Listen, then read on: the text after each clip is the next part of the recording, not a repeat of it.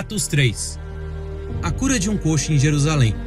Pedro e João estavam se dirigindo ao templo para a oração das 3 horas da tarde. Estava sendo levado um homem coxo de nascença, que diariamente era colocado à porta do templo chamado Formosa, para pedir esmolas aos que entravam. Quando ele viu Pedro e João que iam entrar no templo, pediu que lhe dessem uma esmola. Pedro, fitando-o juntamente com João, disse: "Olhe para nós." Ele os olhava atentamente, esperando receber alguma coisa. Pedro, porém, lhe disse: "Não possuo nem prata nem ouro, mas o que tenho, isso lhe dou. E em nome de Jesus Cristo, o Nazareno, levante-se e ande." E pegando na mão direita do homem, ajudou-o a se levantar. Imediatamente os seus pés e tornozelos se firmaram, e dando um salto, ficou em pé.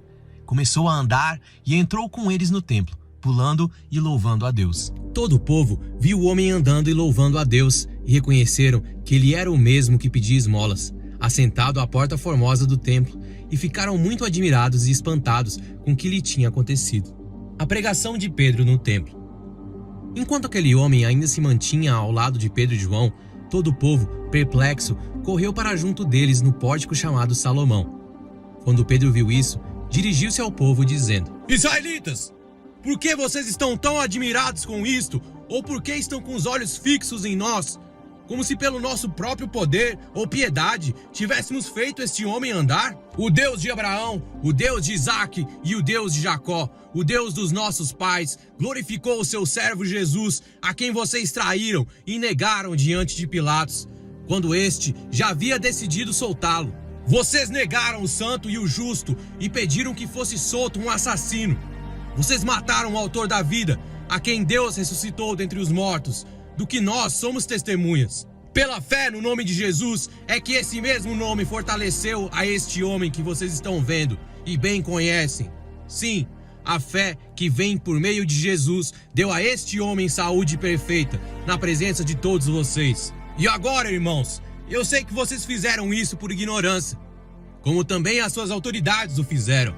Mas Deus assim cumpriu o que tinha anunciado anteriormente pela boca de todos os profetas, que o seu Cristo havia de padecer. Portanto, arrependam-se e se convertam, para que sejam cancelados os seus pecados, a fim de que da presença do Senhor venham tempos de refrigério, e que Ele envie o Cristo, que já foi designado para vocês, a saber, Jesus, ao qual é necessário que o céu receba até os tempos da restauração de todas as coisas, de que Deus falou por boca dos seus santos profetas desde a antiguidade. Porque Moisés disse: "O Senhor Deus fará com que do meio dos irmãos de vocês se levante um profeta semelhante a mim. A esse vocês ouvirão em tudo o que lhes disser. Quem não der ouvidos a esse profeta será exterminado do meio do povo." E todos os profetas, a começar com Samuel, assim como todos os que falaram depois dele, também anunciaram estes dias. Vocês são os filhos dos profetas e da aliança que Deus estabeleceu com os pais de vocês, dizendo a Abraão: "Na sua descendência serão abençoados todas as nações da terra." Tendo Deus ressuscitado o seu servo, enviou-o primeiramente a vocês para abençoá-los, no sentido de que cada um abandone as suas maldades. Atos 4. Pedro e João diante do Sinédrio. Enquanto Pedro e João ainda falavam ao povo, chegaram os sacerdotes, o capitão do templo e os saduceus, ressentidos porque os apóstolos estavam ensinando o povo e anunciando em Jesus a ressurreição dentre os mortos. Prenderam Pedro e João e os recolheram ao cárcere até o dia seguinte, pois já era tarde.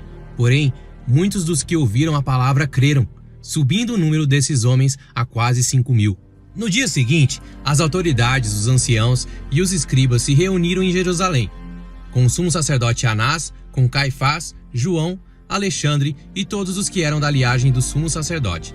E colocando os apóstolos diante deles, perguntaram: "Com que poder ou em nome de quem vocês fizeram isso?" Então Pedro, cheio do Espírito Santo, lhes disse: "Autoridades do povo e anciãos, visto que hoje somos interrogados a propósito do benefício feito a um homem enfermo e do modo com que ele foi curado, saibam os senhores, todos e todo o povo de Israel, que em nome de Jesus Cristo, o Nazareno, a quem vocês crucificaram, a quem Deus ressuscitou dentre os mortos, sim, em seu nome, é que este está curado na presença de vocês. Este Jesus é a pedra que vocês, os construtores, rejeitaram, mas ele veio a ser a pedra angular. e não há salvação em nenhum outro, porque debaixo do céu não existe nenhum outro nome dado entre os homens, pelo qual importa que sejamos salvos. Ao verem a ousadia de Pedro e João, sabendo que eram homens iletrados e incultos, ficaram admirados e reconheceram que eles haviam estado com Jesus. Vendo que o homem que havia sido curado estava com eles, nada tinham a dizer, em contrário, e mandando-os sair do sinédrio, discutiam entre si, dizendo: Que faremos com estes homens? Pois todos os moradores de Jerusalém sabem que um sinal notório foi feito por eles, e não o podemos negar. Mas para que não haja maior divulgação entre o povo, vamos ameaçá-los para não falarem mais neste nome a quem quer que seja. Chamando-os, ordenaram-lhes que de modo nenhum falassem nem ensinassem no nome de Jesus. Mas Pedro e João responderam: Os senhores mesmos julguem se é justo diante de Deus ouvirmos antes aos senhores do que a Deus, pois nós não podemos deixar de falar das coisas que vimos e ouvimos. Depois, ameaçando-os mais ainda, os soltaram, não tendo achado como os castigar por causa do povo, porque todos glorificavam a Deus pelo que tinha acontecido. Ora, o homem em que tinha sido operado esse milagre de cura tinha mais de 40 anos de idade. A igreja em oração. Uma vez soltos, Pedro e João procuraram os irmãos e lhes contaram tudo o que os principais sacerdotes e os anciãos lhes tinham falado. Ouvindo isto, unânimes, levantaram a voz a Deus e disseram: Tu, soberano Senhor, fizeste o céu, a terra, o mar e tudo que neles há. Disseste por meio do Espírito Santo, por boca de Davi, nosso pai, teu servo. Por que se enfureceram os gentios e os povos imaginaram coisas vãs? Os reis da terra se levantaram, e as autoridades se juntaram contra o Senhor e contra o seu ungido. Porque, de fato, nesta cidade, Herodes e Pôncio Pilatos, com gentios e gente de Israel, se juntaram contra o teu servo Jesus, a quem ungiste, para fazerem tudo o que tua mão e o teu propósito predeterminaram. Agora, Senhor, olha para as ameaças deles e concede aos teus servos que anunciem a tua palavra com toda a ousadia, enquanto estendes a tua mão para fazeres curas, sinais e prodígios, por meio do nome do teu santo servo Jesus. Tendo eles orado, tremeu o lugar onde estavam reunidos. Todos ficaram cheios do Espírito Santo e com ousadia anunciavam a palavra de Deus.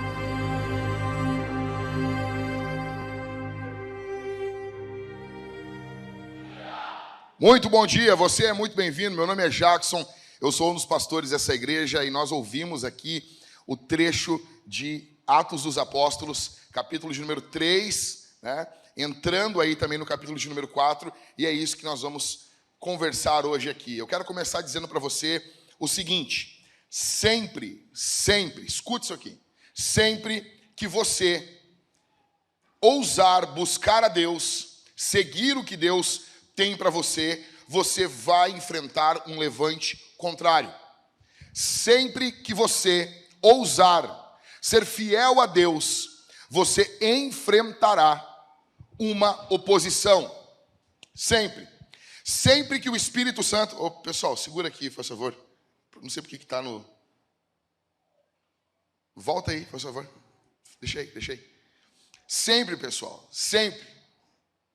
Deixa que eu mudo aqui, tá? Sempre que o Espírito Santo vem, sempre que o Espírito Santo desce sobre a igreja, sobre os servos de Deus, logo depois nós veremos demônios se apresentando. Nós tivemos aqui Atos capítulo 1, Atos capítulo 2, o poder do Espírito Santo vindo sobre aquela igreja que estava orando. Eles oraram, o poder do Espírito Santo desceu. Deus está fazendo uma obra poderosa nessa igreja.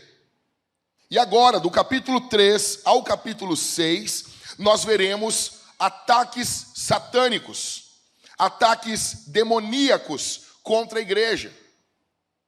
Essa igreja que colocou na cabeça, queria fazer a vontade de Deus. Essa igreja que assentou no seu coração em buscar ao Senhor. Na Atos capítulo 1 eles estão buscando, Atos capítulo 2 Deus está respondendo, e agora do capítulo 3 até o capítulo 6 nós veremos um ataque satânico contra essa igreja. E talvez algumas pessoas pensem assim: não, mas o texto não mostra que é um ataque satânico. Como disse John Stott, nós precisamos ler Atos junto com Apocalipse. Atos nos mostra as coisas que estão ocorrendo no mundo visível. E Apocalipse nos mostra as coisas que estavam por trás das cortinas do mundo espiritual. O que está ocorrendo aqui é um ataque satânico contra a igreja. O texto de hoje, ele é dividido em 4 partes. E ele é muito parecido com uma luta de boxe. Ele é muito parecido com uma luta de boxe. Quem aqui gosta de luta? Levanta a mão assim. Levanta a mão. Quem gosta de pancadaria? Ah, pastor, eu gosto. Eu gosto muito. Como diz tem um site nos Estados Unidos, cristão, reformado, que tem uma matéria que diz assim, ó: eu posso chutar a sua boca e continuar amando você em nome de Jesus. É sobre MMA. Né? Eu posso chutar a sua boca e continuar orando por você.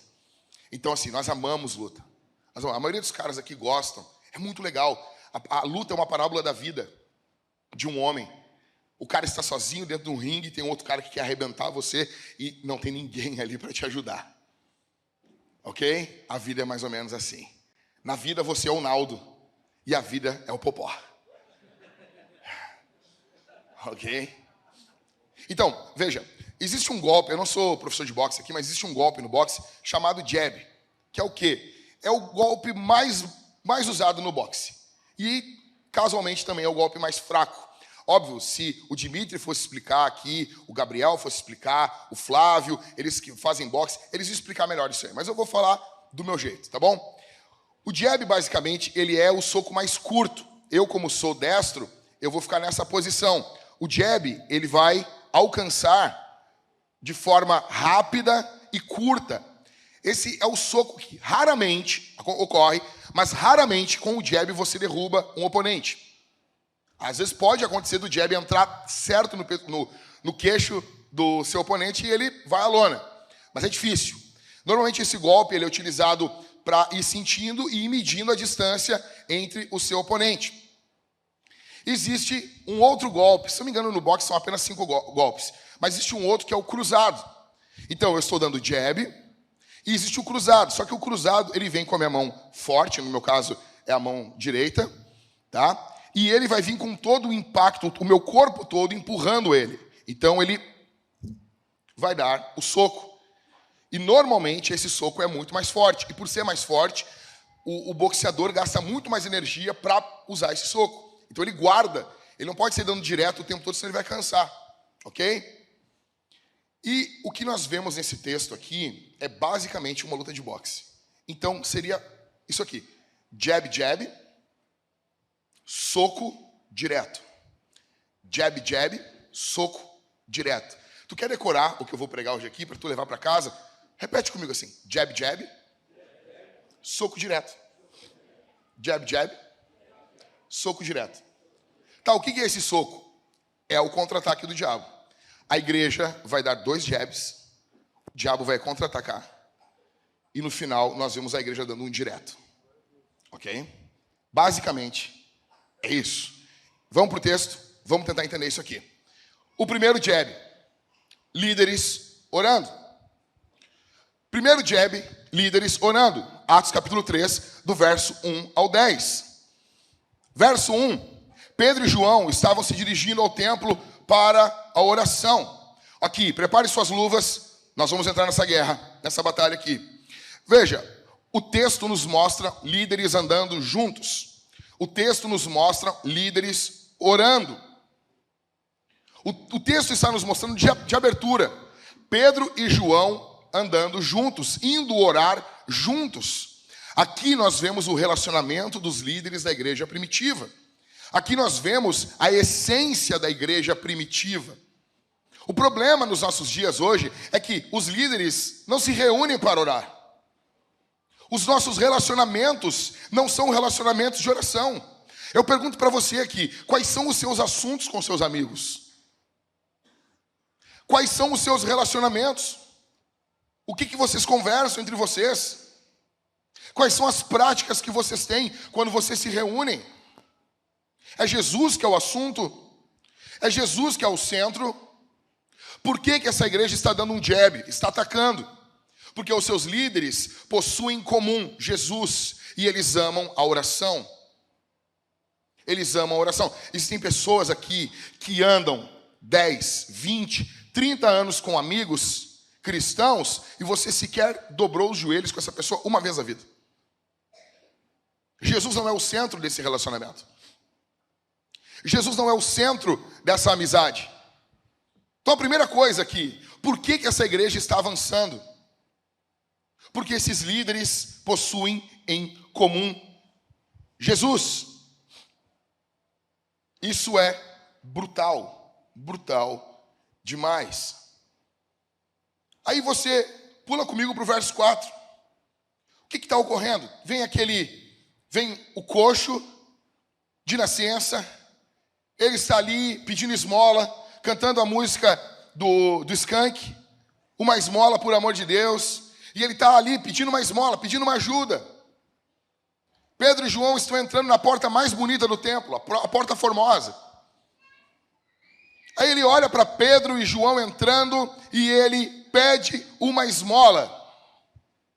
Aí Pedro, o apóstolo, um dos mais velhos, olha para eles, junto com João, olha para ele, e ele diz o que para esse coxo? O que ele diz? Não, antes, ele diz uma coisa antes. Olhe para nós. Olha para mim. Olha para mim. Talvez o coxo tivesse ali, perdido ali, sabe? E o Pedrão aqui, ó. Ei, olha para mim. Olha para nós. Olha para nós. O povo precisa olhar para nós. Eu fico louco com aquela coisa. Irmãos, não olhe para mim. Então sai daí, ô animal. Não olha para o homem. Como assim não olha para o homem? Não olha para nós. Não olha para a gente. Olha para Jesus. O povo precisa ver Jesus em você.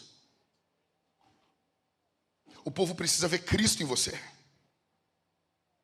Eles veem Jesus em nós. É por isso que Paulo diz, sede meus imitadores como eu sou de Cristo. Aí sempre tem um carinha que diz assim, ó, não, mas eu prefiro imitar direto.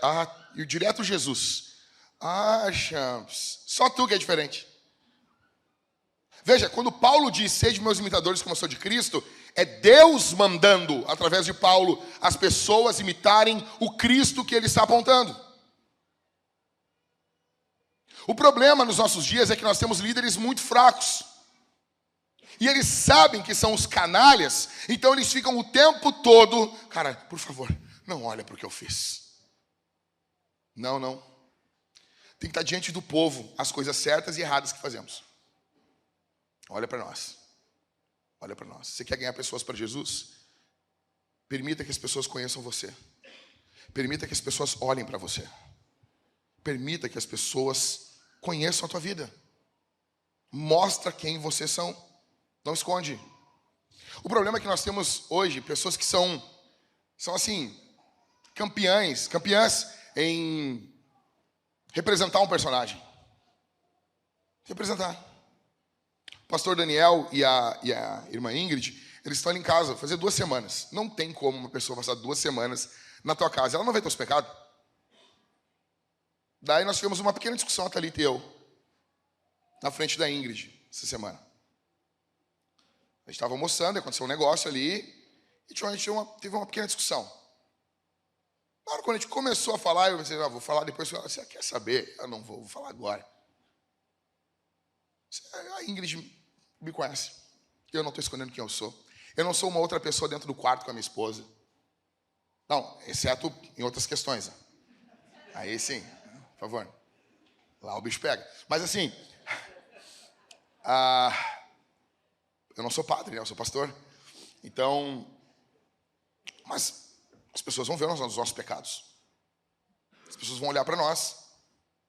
Como é que o povo vai aprender a se arrepender dos seus pecados se o pastor é perfeito e a gente nunca vê ele se arrepender? Como? O líder de GC é tão perfeito. Veja, eu não estou falando sobre santidade. O pastor acha que é santo. Eu sou. Por quê? Porque Jesus me santifica. Os líderes são santos? São. Você é santo? É. Porque Jesus santifica você. Agora, nós não somos perfeitos. Ainda não somos. Seremos. Seremos. Mas se você é um líder tão perfeito, você é um líder de GC, você não pede perdão nunca. Você é um maridão tão perfeito, você não pede perdão nunca para sua esposa. Você é um paizão, você não pede perdão nunca para suas filhas. Você é uma esposa perfeita. Você nunca pede perdão para o seu marido, seus filhos. Peraí, cara. Olha para nós. Olha para nós.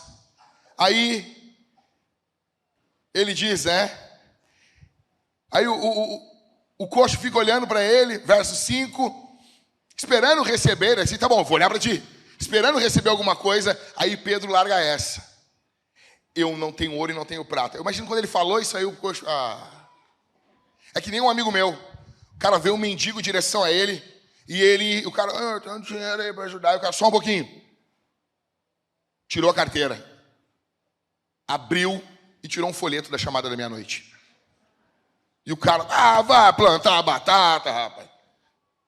Aí Pedro larga, eu não tenho ouro e não tenho prata. Mas o que eu tenho, eu te dou. Ou seja, a igreja tinha alguma coisa. Não, eu não tenho nada. Então cala a boca. O que eles tinham? Eles tinham Jesus. Eles tinham o poder do Espírito Santo.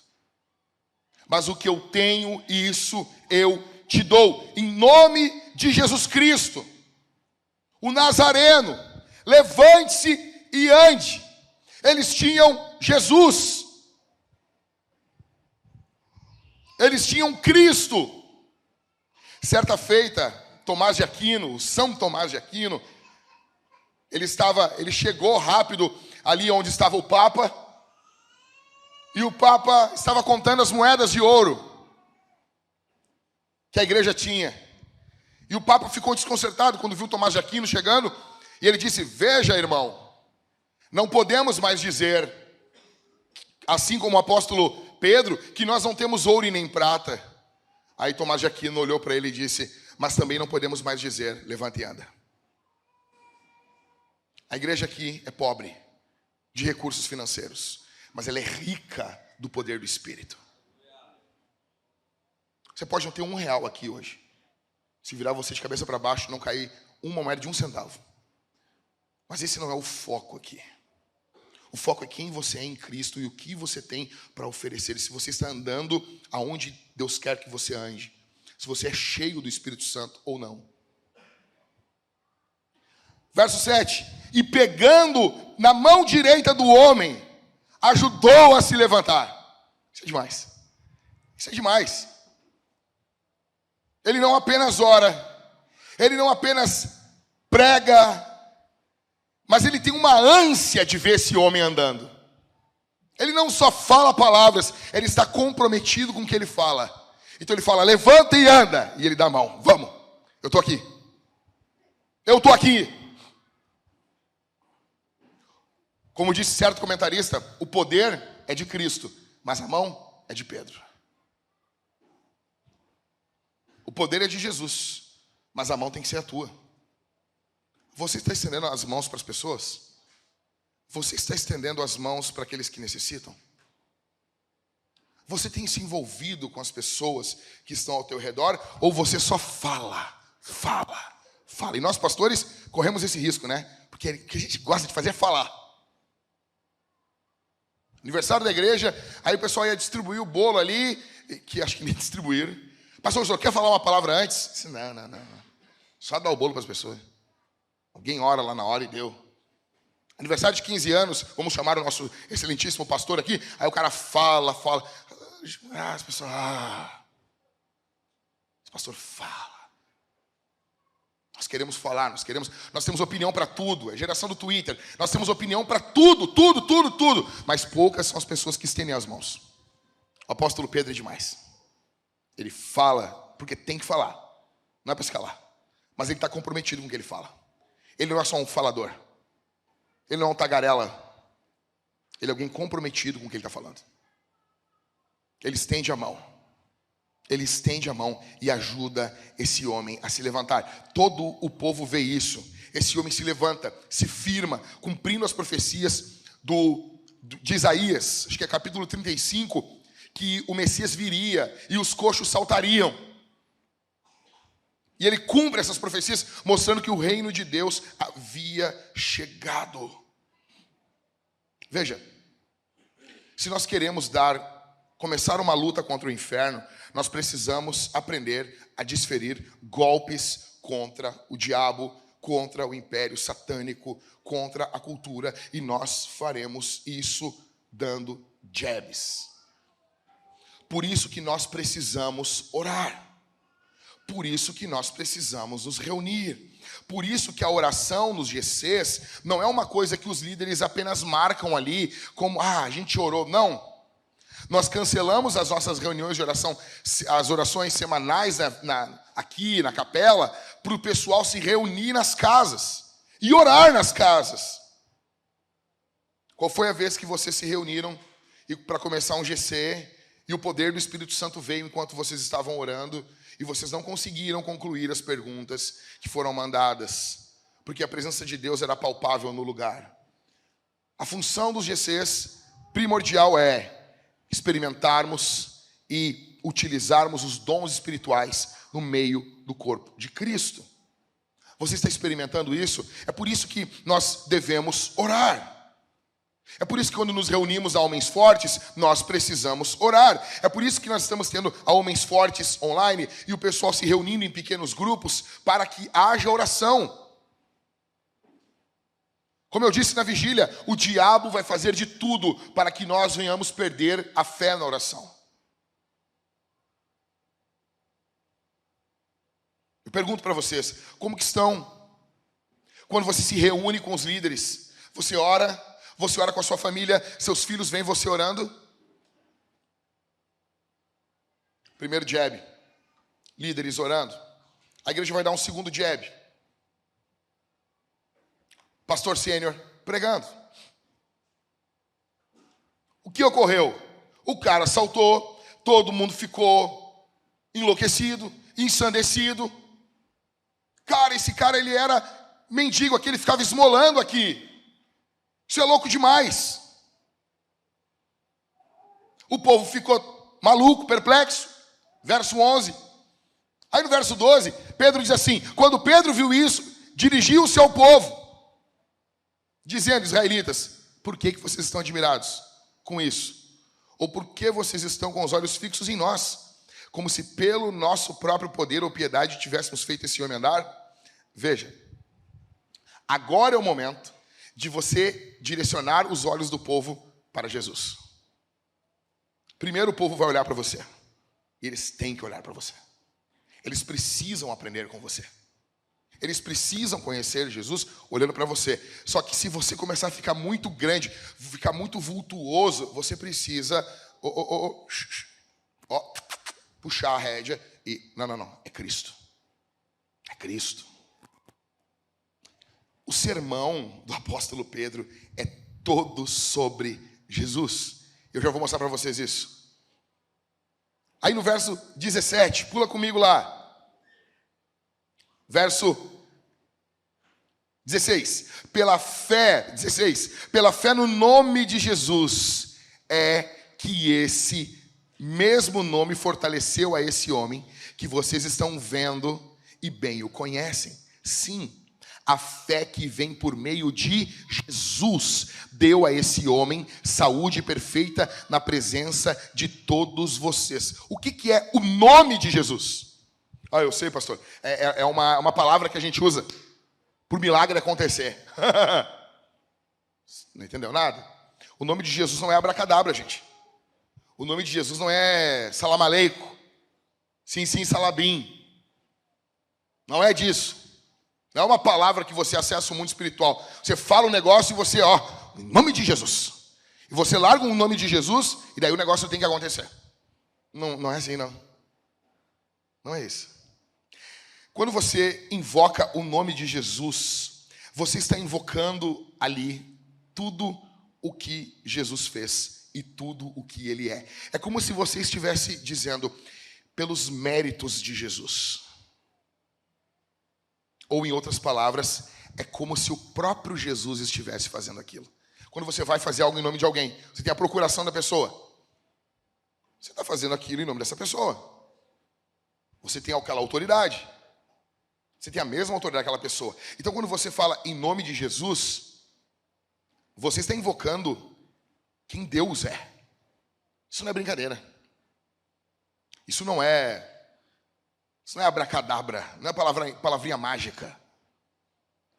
Você precisa estar comprometido com esse nome.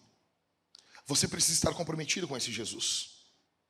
Você precisa estar comprometido com quem Cristo é e com o que Cristo fez. E saber se Cristo fez alguma coisa na sua vida. Jesus fez algo em você? Você anda com Ele? Você caminha com Ele? Agora, eu quero a tua atenção aqui, porque eu vou falar 12 pontos dos 2 sermões de Pedro. E eu quero que você preste atenção. Eu não vou projetar aqui, mas presta atenção nisso aqui. Os primeiros sermões de Pedro, eles nos mostram um quadro completo de Jesus. Olha, alguns teólogos pegaram os primeiros sermões de Pedro em Atos e eles compilaram. Olha o que eram os sermões do apóstolo Pedro. Primeiro, ele apresenta Jesus como descendente de Davi. Salmo 132. Ele apresenta isso em Atos 2:30. Em segundo, ele fala que Jesus sofreu e morreu por nós como um servo de Deus, apontando para Isaías 53. Ele fala, em terceiro, que Jesus é a pedra que os construtores rejeitaram. Ainda assim se tornou a pedra angular, fazendo referência ao Salmo 118, verso 22. Em quarto, ele fala que Deus o ressuscitou dos mortos. Isaías 52. Segue comigo. Em seguida ele diz, já que a morte não podia segurá-lo e Deus não permitia que ele se deteriorasse, fazendo referência ao Salmo 16. Ele fala também que Deus exaltou Jesus à sua destra e espera o seu triunfo final, fazendo referência ao Salmo 110. Ele fala, em oitavo, que nesse ínterim, através dele, seria derramado o Espírito Santo, fazendo referência a Joel, capítulo 2, verso 28. Em nono, ele fala que agora o evangelho deve ser pregado no mundo inteiro até os confins da terra, fazendo menção a Isaías 57. Isaías 57. Em décimo, ele fala que apesar de ter sido profetizada uma oposição a ele, Jesus triunfaria, fazendo menção ao Salmo 2. 11º, que as pessoas devem ouvi-lo ou receber o castigo pela sua desobediência, fazendo menção a Deuteronômio capítulo 18, o profeta é maior do que Moisés, semelhante a Moisés. Em 12º, que aqueles que ouvirem e atenderem a mensagem de Jesus herdarão a bênção prometida a Abraão, fazendo menção a Gênesis capítulo 12 e o verso 3. Veja, atenção aqui, presta aqui muita atenção no que eu vou falar aqui, porque isso aqui é muito importante. Aqui está o motivo do fracasso de muitas igrejas. E eu não falo isso com alegria, eu falo isso com tristeza. Qual é o motivo? Não há Jesus, não há Cristo, não há sangue, não há menção ao Cristo que triunfa, ao Cristo que resgata. Por quê? Porque isso está fora de moda. Está fora de moda falar de Jesus, de forma explícita. O Cristo que morreu na cruz do Calvário, o Cristo que possui poder no seu sangue. Mas isso foi moda há 40 anos atrás. Não. Por exemplo, no século XIX, quando Spurgeon pregava, era onde o liberalismo teológico estava fervilhando. Então aparece aquele cara lindo, Spurgeon, nasce em 1834 em Londres, cheio do Espírito Santo, e o cerne do ministério de Spurgeon era Cristo. Cristo. Cristo. Spurgeon dizia que um sermão sem Cristo é igual a um pão sem farinha. Você pode procurar todos os sermões do Spurgeon e você vai ver que ele está encharcado de Cristo. Cristo, Cristo, Cristo, Cristo. Agora, por que muitas igrejas estão deixando Jesus de lado?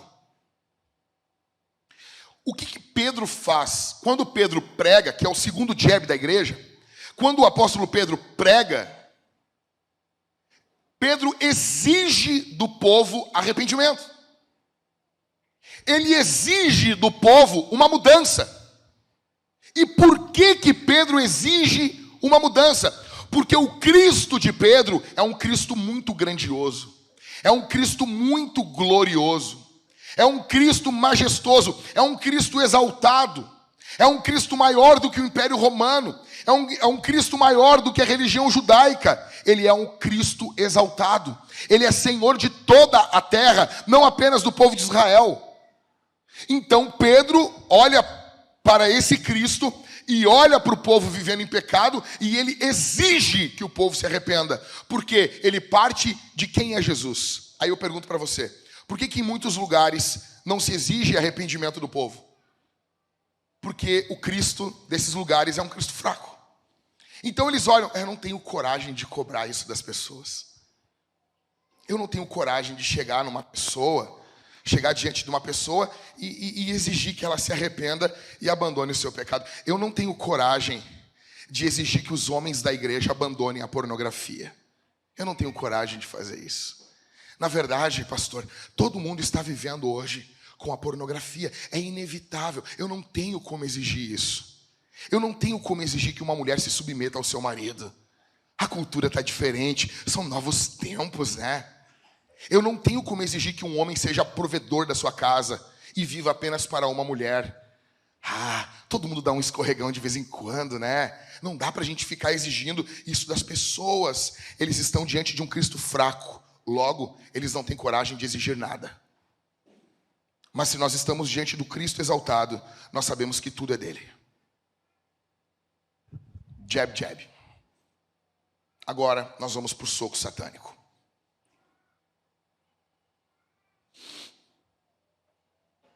O que vemos aqui?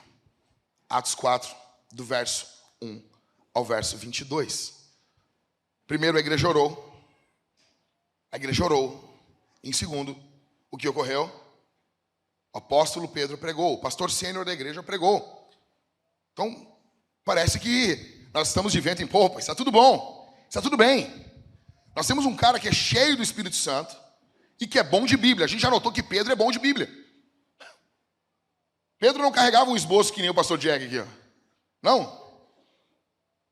O cara era bom. Cheio de escritura. E ainda é cheio do poder do Espírito. Veja, as coisas não iam ficar desse jeito. O diabo não ia olhar tudo isso ocorrendo com essa igreja e ia deixar as coisas desse jeito.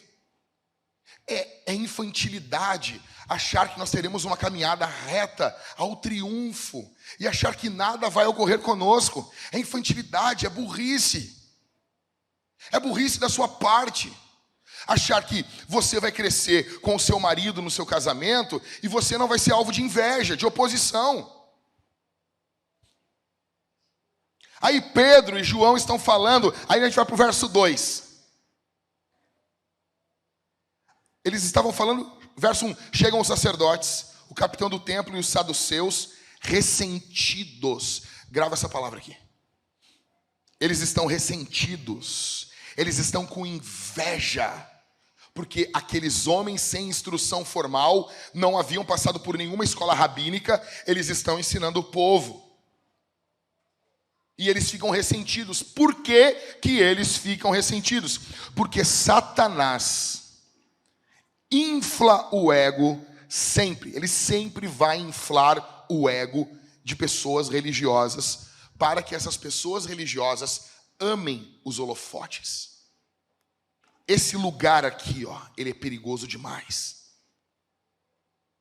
O púlpito, o palco, ele é um local perigosíssimo. Porque as pessoas estão olhando para você. Porque as pessoas estão esperando de você. Os saduceus, acostumados a falar, os saduceus, eles são um grupo que eles têm uma comunicação com Roma muito mais eficaz do que os fariseus. Os fariseus estão muito mais próximos no que criam da fé cristã do que os saduceus. Os saduceus eram muito mais uma questão política. não acreditam em ressurreição. Eles acreditavam que o Messias, a era messiânica, tinha ocorrido no período dos Macabeus. Para eles estava tudo bom do jeito que as coisas estavam. Então eles estão ressentidos. Eu pergunto para você, você fica ressentido quando Deus usa alguém e não você?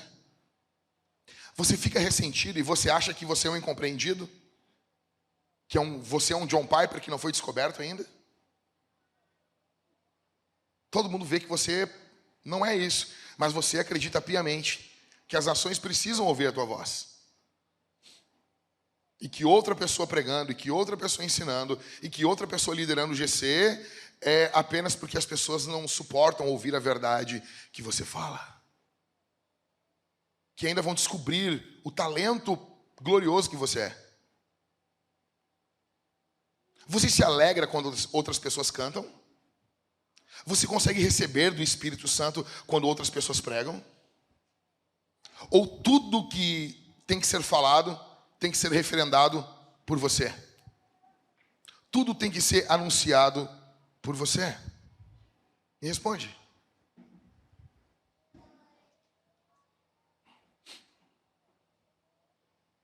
Aqui existe uma luta contra o nome de Jesus. Verso 2. Ressentidos porque os apóstolos estavam anunciando o povo e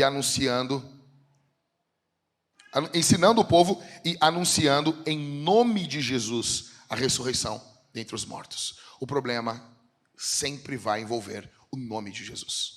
Sempre. Um amigo meu uma vez, isso aqui é anos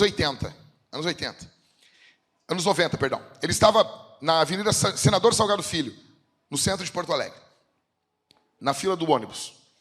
E ele me contou isso, eu nunca me esqueci isso aqui. E ele me contou que ele estava na fila do ônibus e tinha um cara, um pipoqueiro, ali perto da parada de ônibus. E o cara estava ouvindo uma música no radinho de pilha. E estava tocando uma música.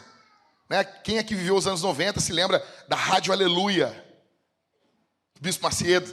E tocava uns louvor bem meia boca. Bem meia boca. Cantor Nil. Grupo Ruama. Nossa. Que coisinha bem ruim. Mas ele tinha uma pegadinha que não parecia louvor. Não era escancarado. Parecia uma musiquinha romântica. E no finalzinho os caras largavam o nome de Jesus. Jesus, né? Tipo, o cara foi cantar na nossa igreja e ficava cantando, vem pra mim. E as guriazinhas tudo olhando pra ele. Ai. E o cara, todo charmosão, assim, vem pra mim. Paulo Júnior, Fábio Júnior Gospel. E de repente esse pipoqueiro, ele tá ouvindo aquela música, fazendo essa pipoca. E quando de repente, no meio da música, aquela musiquinha ali, o cara citou o nome de Jesus. Era uma música cristã. Na hora que o cara citou o nome de Jesus, o cara fez assim, e trocou rápido. Por quê? Porque o nome de Jesus perturba, cara. Porque as pessoas não querem se envolver com o nome de Jesus. Porque as pessoas acham, né, religião, eu não quero falar de Jesus. O que eles estão aqui? Verso 2, ressentidos por causa do nome de Jesus. Escute isso. Sempre haverá uma batalha espiritual aonde o nome de Jesus for abundante. Verso 3. Eles prenderam Pedro e João e os recolheram ao cárcere até o dia desses homens. Verso de número 3. Prenderam Pedro e João e os recolheram ao cárcere até o dia seguinte, pois já era tarde. Verso 4. Porém, muitos dos que ouviram a palavra, o que aconteceu? Subindo o número desses homens a quase 5.000. Veja, eles contaram apenas os homens. Já tinham tido 3.000 pessoas que se converteram. Aqui a igreja primitiva, com 2 sermões do apóstolo Pedro, já está com mais de 10.000 membros.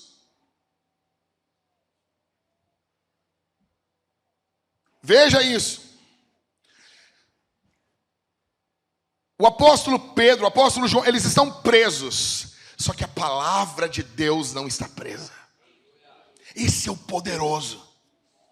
A conversa sobre o sermão continuou nas casas. Pessoas continuaram conversando, vindo à fé.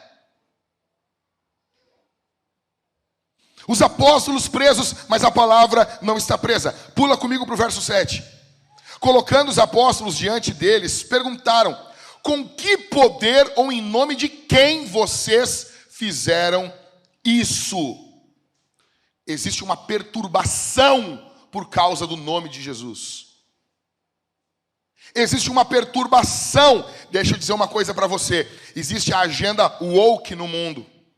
Seria mais ou menos a agenda da lacração.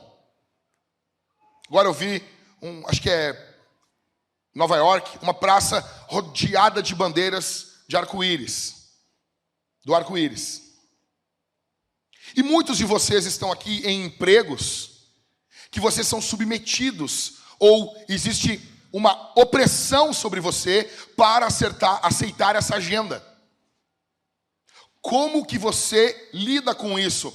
Joga tudo nas costas de Jesus. Agora é o momento de nós escancararmos quem somos. Você vai dizer: eu sou cristão. E se você quiser ser mais escancarado ainda, que eu acho que você deveria ser, você vai dizer assim: eu sou evangélico. Como assim? Eu sou dos aleluia. E isso é pecado. Fala assim aberto. Ah, mas é evangeliquez. Dane-se. Joga nas costas de Jesus. Isso é pecado.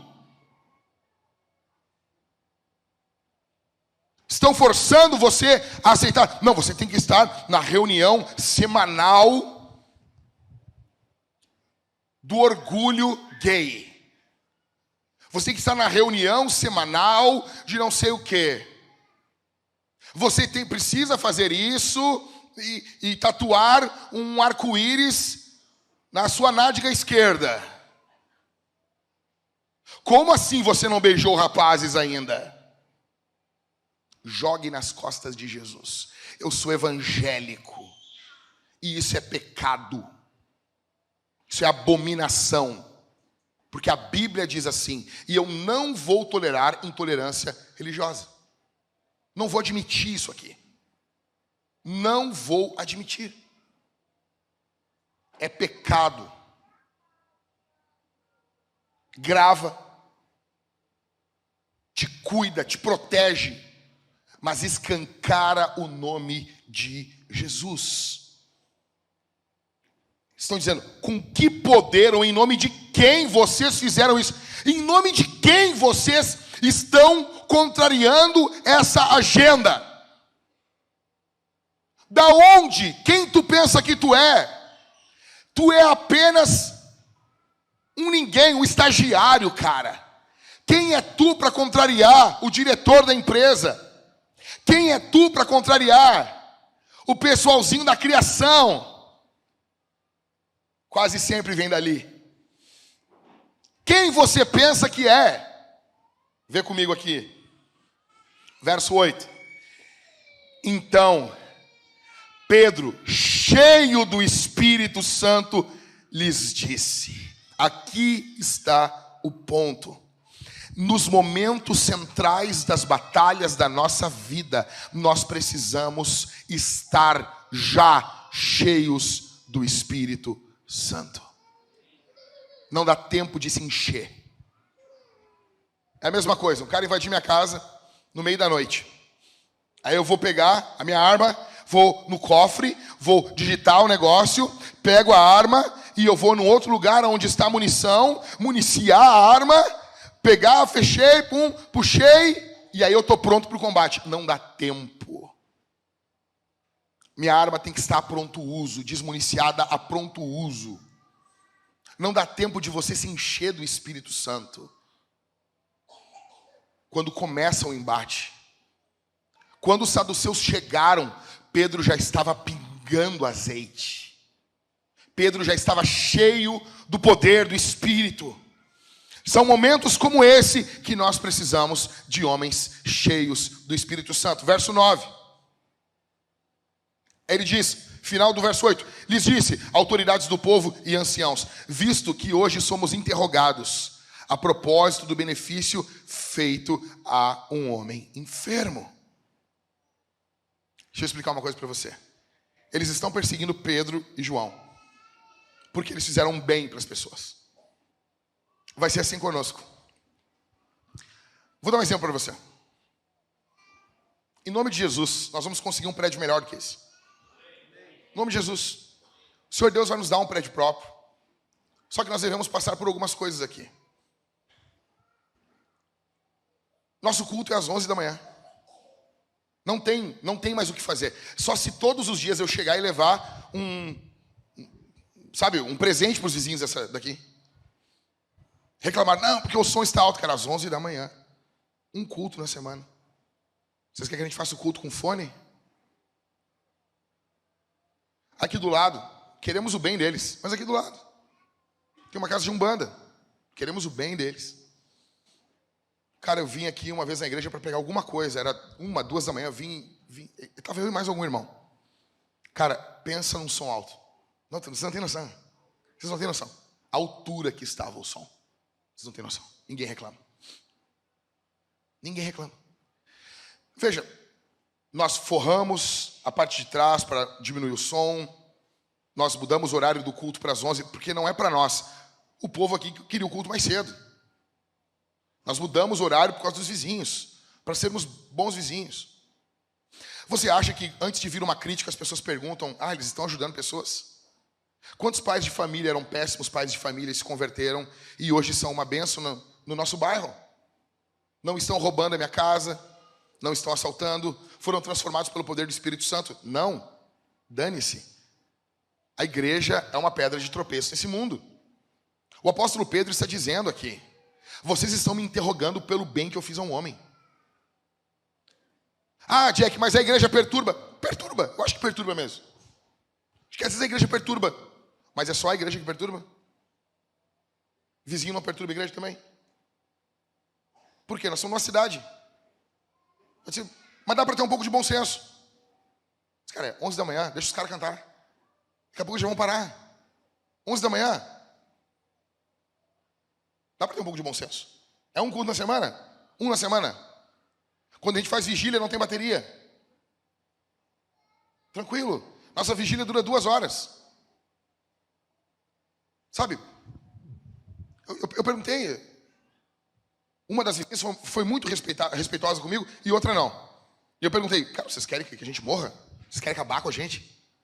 Vocês querem destruir a gente? Não, porque a gente não pode cantar, cara. Eu faço o quê? A gente está fazendo bem aqui. Nosso culto não tem culto à noite. Vai ter. E nós vamos fazer uma forma de reduzir isso. Ou a questão do som. Mas parece que eles não cansam enquanto não destruir. Aí o apóstolo Pedro está dizendo, nós estamos sendo interrogados pelo benefício que a gente fez para um homem enfermo. Veja, as pessoas não estão preocupadas com o bem das pessoas. Existe uma luta espiritual contra o povo de Deus. Não importa o que você faça. Eu congreguei em igrejas que o culto passava das 10 horas da noite. Os vizinhos reclamavam. Daí o nosso pastor passou o culto para amanhã. Continuaram reclamando. Nós já arrumamos, cara, calçada de vizinho. Nós estávamos arrumando, quando estávamos a Bento Gonçalves, arrumando a nossa calçada. Estava botando os basaltos no lugar, ali, arrumando. A do vizinho estava toda quebrada. Nós fomos lá e arrumamos para ele. Não cai as mãos? Qual o problema? Mas não. Veja, pula para o verso 12 comigo. O apóstolo Pedro, verso 11, ele disse, esse Jesus é a pedra que vocês, os construtores, rejeitaram, mas ele veio ser a pedra angular. Verso 12, olha o que ele diz, olha o que ele diz isso aqui. E não há salvação em nenhum outro, porque debaixo do céu não existe nenhum outro nome dado entre os homens, pelo qual importa que sejamos salvos. Então cara, deixa eu dizer uma coisa para você que está aqui. Se você está nos visitando, a Umbanda não vai salvar você. Sechonoye não vai salvar você. O Espiritismo não vai salvar você. O dinheiro não vai salvar você. Você precisa de Jesus. Apenas Jesus salva você. Ah, mas isso é um pouco exclusivista. É. O evangelho é exclusivista. É só Jesus. Sem Jesus você vai ao inferno. Sem Jesus você está perdido. Sem Jesus você está indo com passos largos para a perdição. Buda não salva. Agenda woke não salva. Isso tudo é uma mentira. Os reinos da terra vão passar todos. O reino de Deus não vai ter fim. Você precisa de Jesus. Você precisa se arrepender dos seus pecados, crer em Jesus, confessar Jesus, se submeter a uma igreja e servir o Senhor. Em nenhum outro nome, não existe. Olha o que Pedro está dizendo: não há salvação em nenhum outro lugar, nenhum outro nome. Ninguém pode salvar, ninguém salva a não ser Jesus. Ninguém. Verso 13: ao verem a ousadia de Pedro e João, sabendo que eram homens iletrados e incultos, ficaram admirados e reconheceram que eles haviam estado com Jesus. Por que eles eram ousados? Por que eles tinham ousadia? Porque eles haviam andado com Jesus. Por que você não é ousado? Por que falta ousadia para você pregar o evangelho? Porque você não anda com Jesus. Porque sua devoção é fraca. Porque você anda muito mais com a Netflix do que com Jesus. Porque a série está sempre em dia, mas a Bíblia está sempre se arrastando na tua devoção. Eles haviam estado com Jesus. Quem anda com Jesus é ousado. Sempre. Foco aqui. Verso 17 e 18. O que vamos fazer com esses homens? Eles estão falando no verso 16, 17. Mas para que não haja maior divulgação entre o povo, vamos ameaçá-los. Olha isso. Vamos processar a igreja. Nós vamos fechar isso aí. Vamos ameaçá-los para não falarem mais nesse nome a quem quer que seja. O problema é a divulgação do nome de Jesus. Igrejas que não pregam Jesus são igrejas que estão de mãos dadas com o inferno. Você vai em muitos cultos hoje, e isso é triste, aonde o pregador prega, e ele não menciona, não fala sequer um momento sobre Jesus. Verso 18. Chamando-os, ordenaram-lhes que de modo nenhum falassem nem ensinassem o nome de Cristo. Satanás quer parar as igrejas de pregar Jesus. Satanás sempre fará isso. Deixa eu dizer uma coisa para você. Isso vai ser feito contra você também. O diabo não quer que você pregue. O diabo não quer que você fale. Ah, não traga esse assunto para cá. Esse assunto, ele é de fora o íntimo, ele é de religião. Isso aí fica dentro da igreja. Não. Pelo Estado ser laico, nós podemos pregar em todos os lugares. Em todos os lugares. Em todos os lugares. Não vão nos rebaixar a um cidadão de segunda classe. Ah, você é cristão, você não pode querer influenciar a política com as suas crenças. Quem disse? Porque o Estado é laico. De nada. A laicidade é uma criação cristã. De nada. Tá lendo, mulher? Qualquer coisa, discutir com alguma mulher, tu tá lendo? De nada. Por que de nada? Porque a escola para mulheres é uma criação cristã. Se não fosse nós, tu não estava nem lendo. Tu ia ser prostituta cultual de algum templo pagão. Tu só tem valor por causa do cristianismo. Por causa da figura de Maria no cristianismo, que valorizou as mulheres. De nada. De nada. O teu sovaco peludo não ia fazer nada por ti. Teu cabelo azul não ia te ajudar em lugar algum. De nada. Nós vamos levar o assunto igreja para todos os lugares. Todos os lugares. Por quê? Porque o ateu leva o ateísmo dele a todos os lugares. Ok? E tá tudo bem. É uma democracia. Todo mundo vai opinar. Todo mundo vai falar e a maioria ganha. Só que eu acho que a maioria está com a gente. Então, você vota de acordo com a sua fé. Você trabalha de acordo com a sua fé.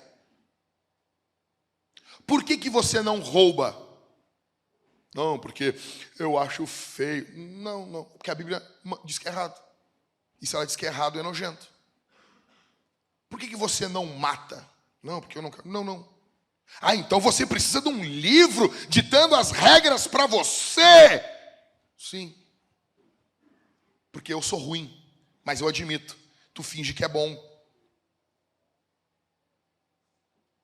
Sim. Eu preciso. E com base nesse livro, com base na Bíblia, é que nós vivemos.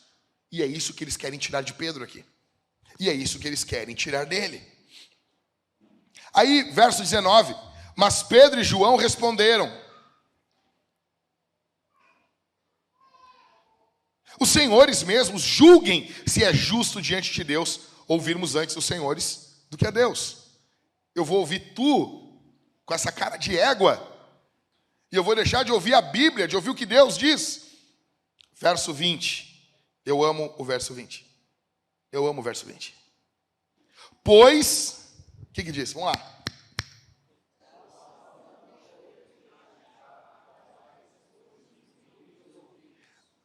Olha isso, nós não podemos, não tem como não pregar. Hoje, o cristão moderno diz assim: tu pregou Jesus? Bah, cara, não tem como pregar. Não tenho, não consigo.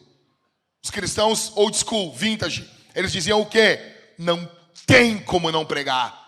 Essa aqui é a versão de Pedro para o que Jeremias disse no Antigo Testamento: tem um fogo que arde dentro de mim. O apóstolo Paulo dizia: ai de mim se não pregar o evangelho. Nós não podemos deixar de falar das coisas que vimos e ouvimos. Eu vi, ninguém me contou, eu experimentei Jesus. No pior momento da minha vida, Ele estendeu a mão para mim, Ele olhou para mim e Ele disse: eu estou te salvando. Não tem como não pregar. Dane-se o emprego, dane-se os aplausos, dane-se as redes sociais, dane-se a família, dane-se tudo. Se todos forem embora e ficar apenas Jesus, ficou tudo o que você precisa. Não tem como não pregar. Olha isso, cara. Olha isso.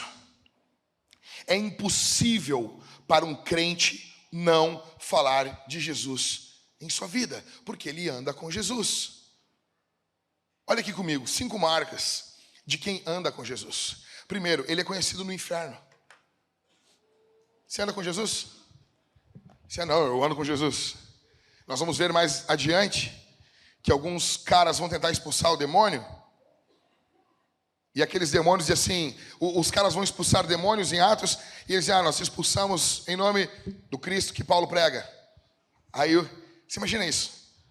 O endemoniado se vira e diz assim: eu conheço Jesus e sei quem é Paulo, mas vós quem sois? Eles não eram conhecidos no inferno. Se você andar com Jesus, você vai ser conhecido no inferno. Vai ter uma placa com a sua cara no inferno. E haverá planos demoníacos para destruir você, porque a sua vida é uma perturbação contra o império das trevas. Ai, pastor, isso me dá medo. Então vaza daqui. Vaza daqui. Vai lá pro Feng Shui. Vai fazer Feng Shui na tua casa lá. Botar cristais na tua casa. Vai lá. Dá pro Feng Shui. Ah, uma religiãozinha, sabe? Uma coisinha, sabe?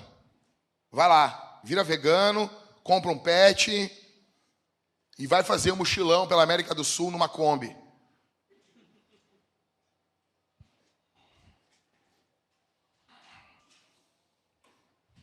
Se você andar com Jesus, o inferno vai saber quem é você. Segunda marca: ele é perseguido, é inevitável. É inevitável. Você vai ser perseguido. Vão querer perseguir você. As pessoas não vão aplaudir. Ah, que legal, olha só. Que legal. Você não é um conselheiro amoroso. Veja bem, eu porque falo de casamento, algumas pessoas vêm me perguntar: ah, pastor, o que eu faço, não sei o quê. A primeira pergunta que eu sempre faço é: o que o teu pastor disse? Não, eu não sou da igreja, eu não sou o Rit, o conselheiro amoroso. Tu tem que se arrepender porque tu está indo para o inferno. O teu maior problema não é a porcaria do teu marido. O teu maior problema é você que está indo ao inferno. E fala a mesma coisa para o homem também. Você vai ser perseguido, as pessoas não vão gostar de ouvir. Em terceiro, quem anda com Jesus é cheio do Espírito. A Bíblia diz, e Pedro cheio do Espírito. Não tem como você andar com alguém que é cheio do Espírito e você não ser cheio de Espírito também. Se tu andar com Jesus, inevitavelmente, você vai ser alguém cheio do Espírito Santo. Eu pergunto, você é cheio do Espírito? Você está cheio do Espírito? Você está cheio da pessoa de Deus? A vida de Deus transborda dentro de você? Em quarto, ele é ousado. Ousado hoje é uma hashtag no Instagram. Hashtag ousado. De um monte de gente que não tem ousadia alguma. Você não é ousado por fazer academia, por bater foto com seus filhos na internet. Isso não é ousadia, isso não é nada. Por tomar o seu café de manhã. O que o pessoal toma de manhã? O shot com limão, glutamina e gratidão. Hashtag ousado. Isso é nada. Isso é nada. Primeiro que quem toma glutamina não entende nada. Tomou glutamina é quem toma BCA também. Mentiram pra você. Mentiram pra você. Como assim, pastor? Uma BCA eu tomo alguns 4. Mentiram pra você. Shotzinho de manhã. Como é que é aquele negócio verde lá, que é detox? Ok? Como é que é o suco verde? Como é que é o nome daquilo, Rodrigo? Rodrigo não vai saber disso. Rodrigo é movido a bacon. Rodrigo é dos meus. Aí, não. Agora, se você anda com Jesus, inevitavelmente você vai ser ousado. Você vai falar coisas que os caras assim, cara, esse cara é louco. Olha o que esse cara falou, cara. Olha o que esse cara falou. Olha isso, cara. Firme. Firme. Levante-se. Levante-se. Está todo mundo falando uma coisa. Está todo mundo mentindo. Falando mentiras. Levante-se. Eu só gostaria de dizer uma coisa aqui, senhores. O que vocês estão falando não corresponde à realidade. Não corresponde. Estou eu lá no meu trabalho. Trabalhava numa empresa de cobrança. Aí tá um monte de mulher. Era basicamente mulheres e gays, né? Os poucos homens que tinham eram gays. De homem mesmo era eu e mais o nosso supervisor. E daí começaram a defender o aborto, defender o aborto, defender o aborto. Não, porque o corpo da mulher.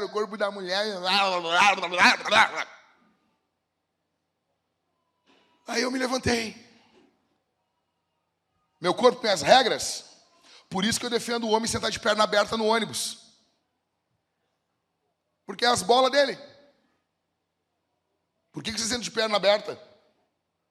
Tu não entende isso? Não, então não te mete. Se é errado isso, por que a mulher está dando opinião no que envolve aborto? Sendo que a vida no ventre dela não é dela. E outra, não, mas não é vida, então por que tem que matar? Por que tem que matar se não é vida? Deixa aí então. Se não é vida, vai sair um rabanete, uma cenoura, uma melancia. Se bem que tem umas irmãs aqui da igreja que quando engravidam parece que tem uma melancia mesmo. Olha a Priscila lá, a Letícia. Parece que vai ser uma melancia, né? Não. Vai sair o quê? Um avestruz? Não, vai ser um ser humaninho. É gente. Então se levante e diga, o que vocês estão falando com calma, não corresponde à realidade. Não corresponde à realidade. Não corresponde à realidade. Se não é vida, não mata. Vamos ver o que vai acontecer. E sente-se. E diga, mas o que tu pensa? Para mim, abortista deveria ter pena de morte. Como assim? Para mim, aborto é discurso de ódio. Veja, eu posso chegar aqui e dizer assim, eu acho que negros não são gente. Posso fazer isso? Eu posso fazer que colorados não são gente? Os gremistas, pode? Não pode. Não pode. Algum colorado encapetado nessa igreja começou a influenciar minha filha. Eu estou contra-atacando. Todas as vezes que ela vai no banheiro, eu digo assim, eu só vou te limpar se tu disser, papai, acabei de fazer um colorado. Ok? Depois eu vou resolver isso, calma, fica tranquilo. Depois eu resolvo isso. Tá? Ok? Vocês não vão conseguir. Agora veja, como que uma pessoa defende a morte de negros, de gays, de mulheres, de homens brancos, héteros? Não, esse pode. Não. Como que alguém pode fazer isso aí? Defender a morte e não acontecer nada com essa pessoa. O nazismo foi uma das coisas mais nojentas que ocorreram na história da humanidade. Ele vai falar, vou falar, dane-se. Só que o nazismo, ele é um bebê perto da cultura abortista. Os Estados Unidos já mataram em aborto, desde a década de 70, mais de 100 vezes o que os nazistas conseguiram nos seus demoníacos campos de concentração. Só que nós olhamos para isso e dizemos que isso é liberdade. Nesse ponto, o Brasil é infinitamente mais livre para uma criança do que a nação americana. Se você está em um governo que permite, eu nem estou falando, olha bem, eu nem estou falando em fazer o aborto. Eu estou falando em discutir o aborto. Por exemplo, vamos fazer um plebiscito se vai ter aborto ou não. É óbvio que a maioria do Brasil vai ser contra. Mas existir um plebiscito é uma atitude demoníaca. Nós não fazemos um plebiscito se negros vivem, se judeus vivem. Nós jamais faríamos um plebiscito desses. Por que diabos faremos um plebiscito para saber se crianças no ventre de suas mães devem viver ou não?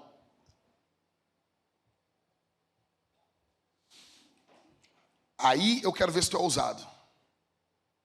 Todas as vezes que alguém vier falando de aborto para você, por exemplo, você se sentaria para conversar com um nazista? Óbvio que não. Não, vamos aqui, vamos conversar, eu sou a favor do diálogo. Vamos conversar, cara, tu vai virar a mesa. Por que com um abortista tu senta e conversa? Não importa o que a cultura está dizendo, são filhas do diabo. Estão promovendo o discurso de ódio. Ainda que a cultura não aceite isso, nós não dependemos do STF para guiar nossa vida. Defesa ao aborto, em qualquer circunstância, é discurso de ódio. Seja ousado. Seja ousado. Quero ver você essa semana. Seja ousado. Dentro da URGS. Dentro da URGS. Fazer a camiseta. Defesa do aborto é discurso de ódio. Quero ver. Eu vou fazer uma. Mulher não tem tromba. Eu vou fazer. E deixa feder. E quinto. Quem anda com Jesus é imparável. Os apóstolos dizem, não tem como parar de pregar. Não tem como. Ele é imparável. O cristão, ele é uma praga que se alastra para o mundo. O mundo interpreta o cristão assim. Tertuliano dizia que o sangue dos mártires é a sementeira da igreja. Nós não vamos parar. Nós falaremos, pregaremos até a morte. Se você anda com Jesus, você não espera aplausos da cultura. Dane-se a cultura e os seus aplausos. Dane-se o Grammy e os seus aplausos. Dane-se o Oscar e os seus aplausos. Dane-se, dane-se, dane-se, dane-se, dane-se. Que se exploda o que pensam. Eles não estão perguntando no que você crê. Eles não estão perguntando se eles podem agir de determinada maneira para você. Eles simplesmente estão agindo. Eles simplesmente estão tendo orgulho dos seus símbolos, orgulho do seu credo. E você fica perguntando alguma coisa. Dane-se! É por isso que um cristão de verdade não tem vergonha de andar com a Bíblia. Os caras vêm com aquela bandeira ridícula. Eles não têm vergonha. O cara com 140 quilos, vestido de princesa, a cara cinza de barba, parecendo a tia da Top Term, com aquela voz, tentando modular a voz para parecer uma garotinha. E eles não têm vergonha desse ridículo. Por que você tem vergonha disso aqui? Por que você tem vergonha da Bíblia? Posicione-se. Posicione-se. Avance. Avance.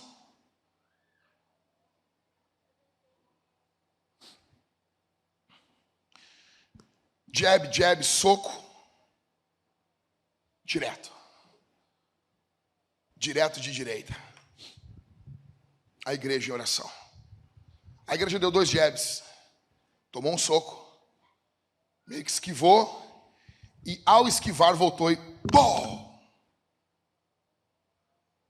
Dele uma pancada linda a lá Mike Tyson e Muhammad Ali. A igreja ora. A igreja, os líderes oram no primeiro. O apóstolo Pedro, pastor sênior, prega. Os saduceus e religiosos se levantam contra a igreja. E a igreja responde a isso como? Orando. Por que muitos homens não ficam de pé diante dos homens do mundo? Porque eles não dobram os seus joelhos no secreto. Você só vai ter condições de ficar em pé diante dessa cultura demoníaca se você dobrar os seus joelhos no secreto. Verso 23. Uma vez soltos, Pedro e João fizeram o quê? Fizeram o quê? O normal seria assim, olha só. Ah, gente, seguinte, ó. Eu venho de uma semana, Daniel, muito atarefada. Estava indo orar. Depois tive que pregar um sermão extenso. Estou curando um monte de gente aí. Fui preso, fui ameaçado. Vou tirar um day off. Vou tirar uma folga. Tá, sabe? Tá, tô cansado. O que foi que Pedro e João fizeram?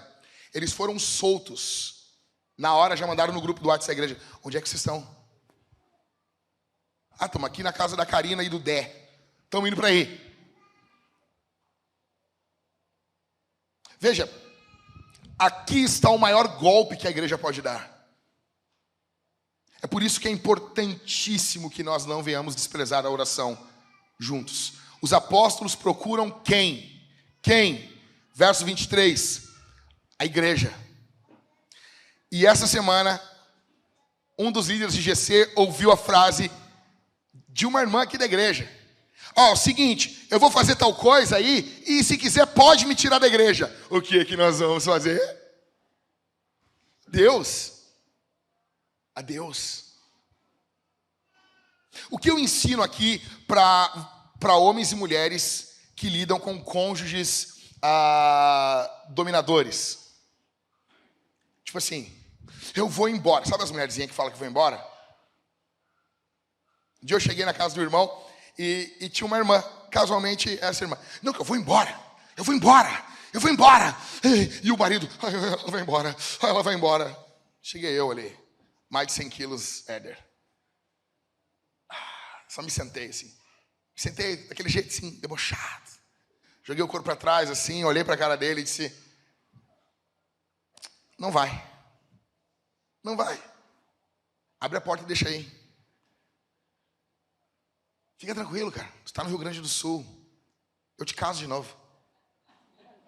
Aqui, ó. Aqui é o Rio Grande do Sul, cara. Tu vai na serra ali, meu. Palhaçada. Eu te caso de novo. Fica tranquilo. Até dar um upgrade no ano aí também. E aí, tu tira o poder da dominadora. E ela olha, e as lágrimas correndo. Eu vou embora. Eu duvido tu ir. Tu não vai porque tu é covarde. A mesma coisa tem que fazer com o homem que ameaça que vai embora. Se tu discordar do maridinho, eu vou embora, já dorme no sofá. Deixa ir, irmã. Deixa ir. Só chega assim, pastor, ele quis ir embora. Vai fazer o quê? Vai se ajoelhar nos pés do princeso? Não vai embora. Cara, se tu tem a tua mulher, tem teus filhos, e tu ameaça ir embora, por favor, vá. E nos conte, minha irmã, se o teu rico maridinho ameaça que vai embora. É a mesma coisa. Então eu vou sair da Vintage. Cara, falou assim, já saiu. Já saiu. Como assim? Não. É que nem as pessoas dizem assim, eu te seguia aqui no Instagram e agora eu não te sigo mais. Não acredito. É sério, Suzana? É sério, Stephanie? Por favor. Daí eu clico no perfil e a pessoa ainda está me seguindo. Eu disse, olha, eu acho que tu tem que clicar direitinho ali no botão ali. Tu ainda está me seguindo. Quer ir? Vai. Por que isso aqui? São um bando de relaxado. Falando, mas eu não vou fazer isso. Porque se for assim, pode me tirar da igreja. Eu não sei o quê. Imagina nós assim, por favor. O teu dízimo é muito alto. Tu é um grande pregador, uma grande pregadora. Tu tem uma voz fenomenal. Nós não podemos viver sem você. Por favor. Por favor, né, cara? É sério que isso aí? É evidente. Vá onde a porta do sol não bate. Aí voar. Hasta la vista. Adeus. Tem 8 bilhões de pessoas no mundo. Nós não vamos perder tempo com, o floquinho de neve do evangelho. Ele é o único. Não. Por quê? Porque o apóstolo Pedro e João, depois de passarem uma madrugada complicada, serem interrogados, a primeira coisa que eles fizeram foi se reunir com a igreja, porque eles valorizavam a igreja. É quase certo que a igreja precisava muito mais deles do que eles da igreja. Eles são apóstolos, eles são fundadores da igreja, mas eles valorizavam a igreja. Tanto que quando João escreveu o Apocalipse, ele diz o que no capítulo 1? Eu, no dia do Senhor, estava na ilha de Patmos. Por que ele diz no dia do Senhor no domingo? Por que ele diz isso? Porque ele sabe que é dia de culto. E ele estava afastado da igreja. Porque ele estava preso. Coisa linda. Uma vez soltos, verso 23. Pedro e João procuraram os irmãos. Eles contaram tudo. Eles contaram tudo que os principais sacerdotes e os anciãos lhes tinham falado. Eles contaram tudo, parecendo aquele juiz reserva que discutiu com o Mano Menezes. Vocês se lembram? Igual. Contaram tudo, verso 24. Ouvindo isso, unânimes levantaram a voz a Deus. Eles têm unanimidade no quê? Na oração. Todo mundo levantou a voz e começou a orar. Sabe aquele barulho da oração? Aquele barulho gostosinho assim?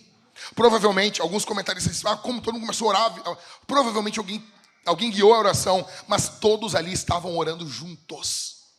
Eles levantaram a voz a Deus em oração. Eles têm unanimidade no principal. Aí eles levantam a voz a Deus. E como que eles chamam o Senhor? De quê?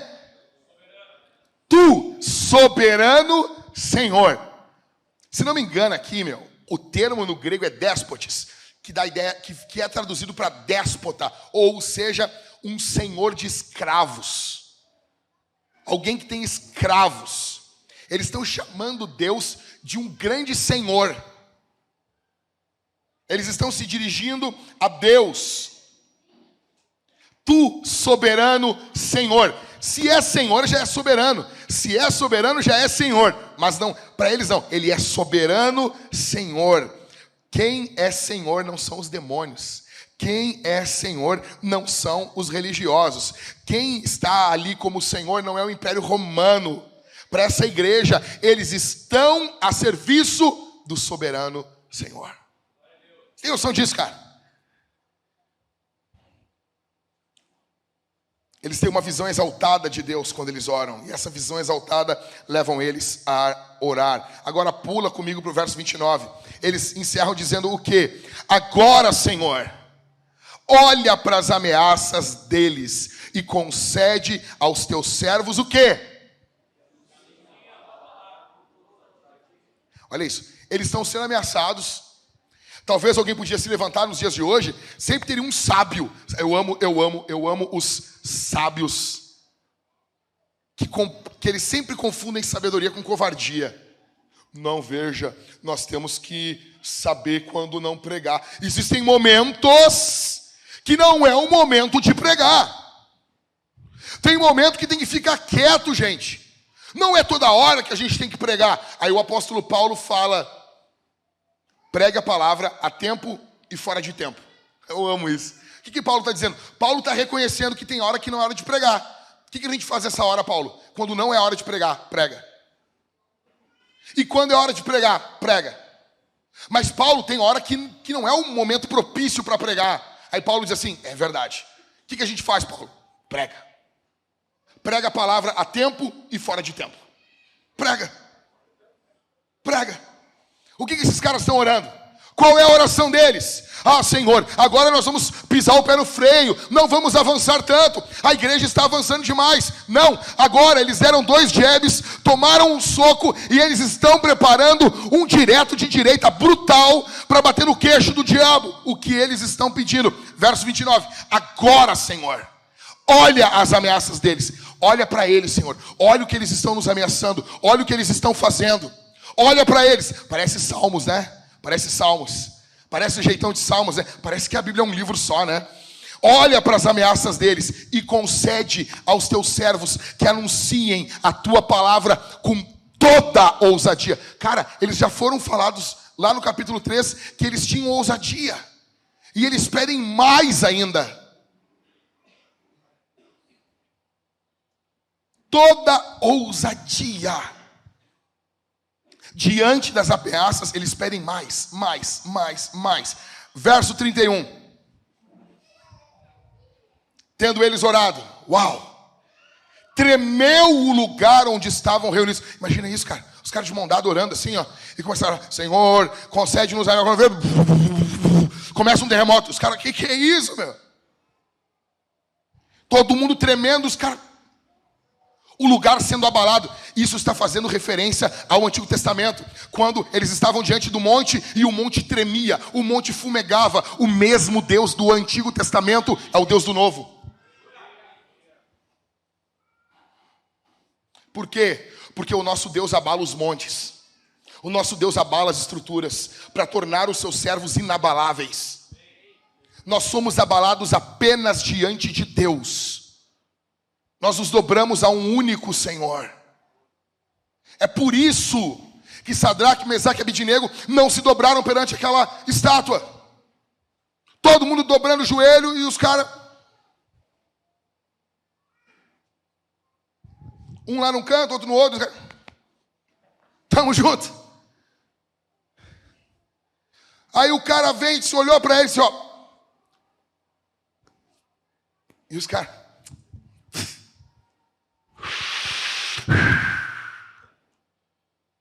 O que fizeram com eles? O que fizeram com eles? Pegaram Sadraque, Mesaque e Abednego e jogaram eles dentro da fornalha. Os caras aqueceram a fornalha. Quando eles olham para dentro da fornalha, os caras parecem que estão caminhando, meu. Num dia de verão em Ipanema. Caminhando. Aí quando chega um quarto cara, Jesus chega ali dentro. E aí? O que vocês estão fazendo aí? Ah, estamos aí, né? Tinha uma estatuazinha ali, os caras mandaram, imagina nós dobrando o joelho para a estátua.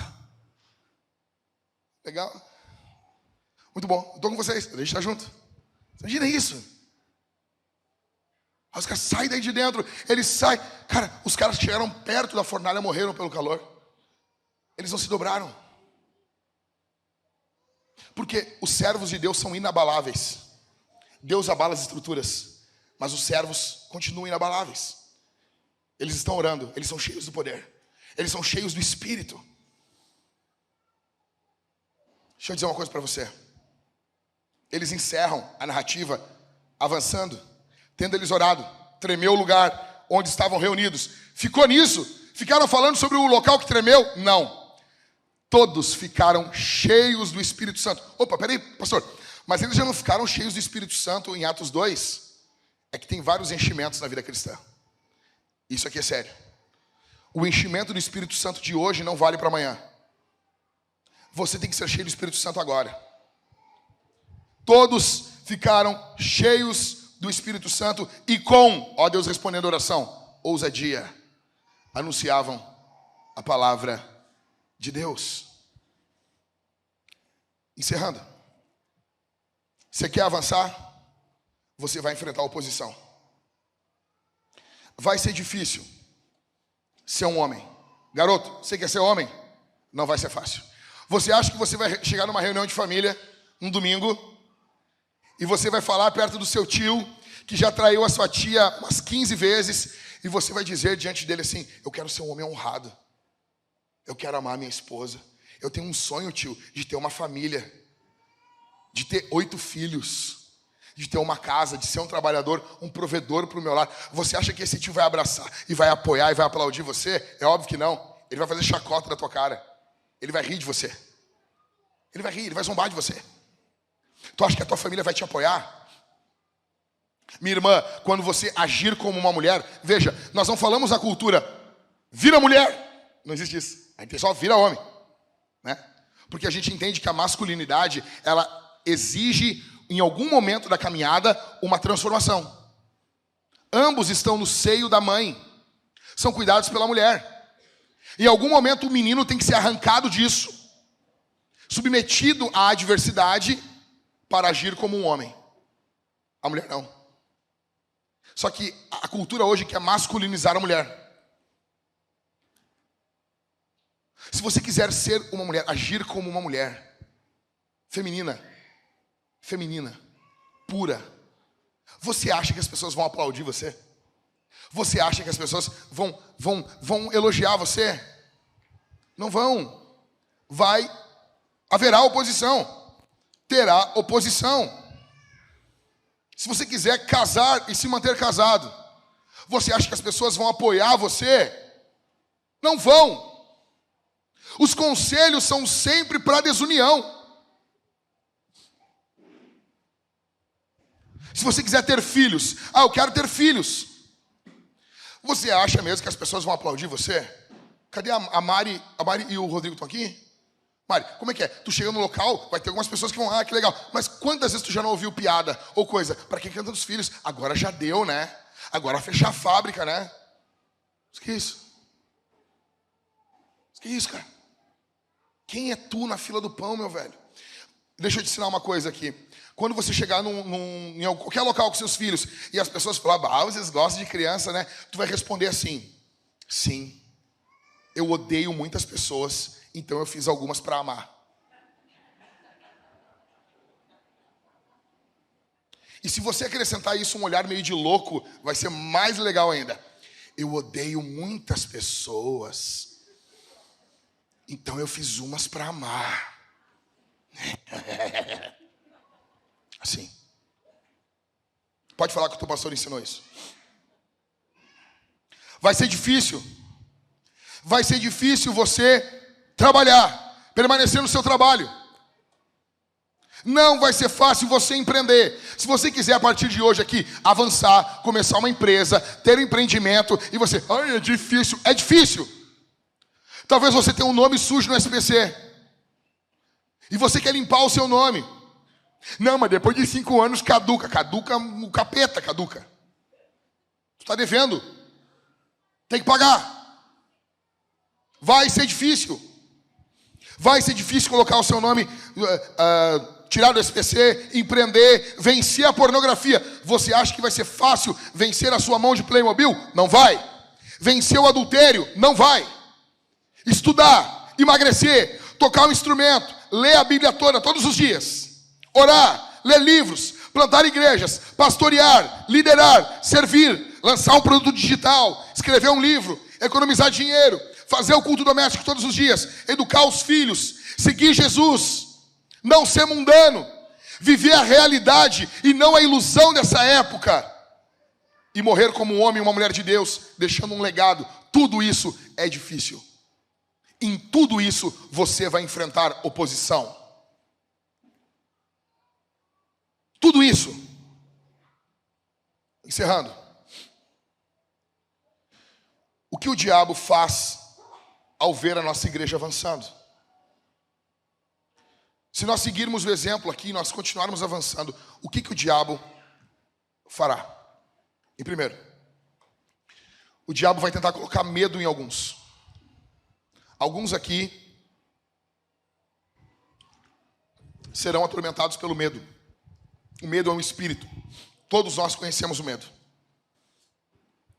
Alguns aqui terão medo acima do normal. E você vai ser oprimido na sua mente a recuar. Primeira coisa que vai ocorrer. O diabo, ele é alguém que vive em um disfarce, propagando mentiras. E ele apresentará para você um futuro onde Jesus não está presente, onde Jesus não está cuidando de você. Alguns aqui estão passando por isso. Nós vamos orar por isso hoje e vamos repreender isso hoje no poder do Espírito Santo. Em segundo, ele vai induzir alguns a pensarem que estamos sendo muito afoitos.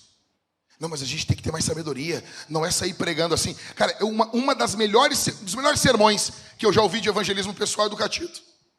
O cara chegou lá na garagem e o Catito me larga isso aqui. Tá, mas por quê? E o cara, por quê o quê? Mas por que tu vai pro inferno? Mas pra que ir pro inferno? Que legal, dia de abril, o evangelismo, né? Mas pra quê? Pra que ir pro inferno? E assim, meu, imagina isso, ninguém fala disso. Você não vai os manuais de evangelismo moderno, você não vai evangelizar falando sobre inferno, né? Não, hoje não, a gente vai fazer diferente da Bíblia. Por que não falar de inferno? Qual o problema? Os caras estão falando do Pablo Vittar, meu, que é um inferno. Parece um demônio cantando, um Mickey. Pregue, cara. Terceiro, o diabo tentará jogar pessoas de fora contra a igreja. Ele vai fazer isso. Ele vai pegar palavras que a gente falou aqui no sermão, vai isolar, vai distorcer. Não se admire se isso não ocorrer essa semana. Com você, comigo, conosco. Isso vai acontecer. O mundo propaga ódio o tempo todo e fala que a igreja tem um discurso de ódio. Nós temos ódio ao pecado, não ao ser humano. A igreja é aberta a todos, mas não é aberta a tudo.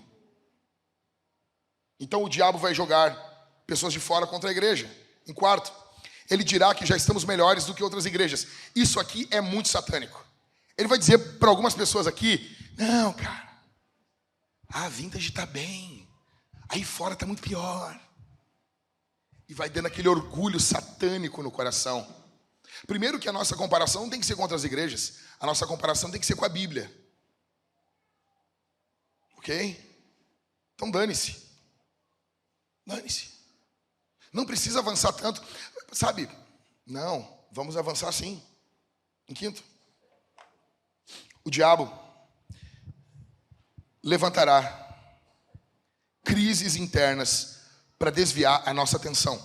É o que nós vamos ver nos próximos capítulos. Capítulo 5 e o capítulo 6 são crises internas da igreja.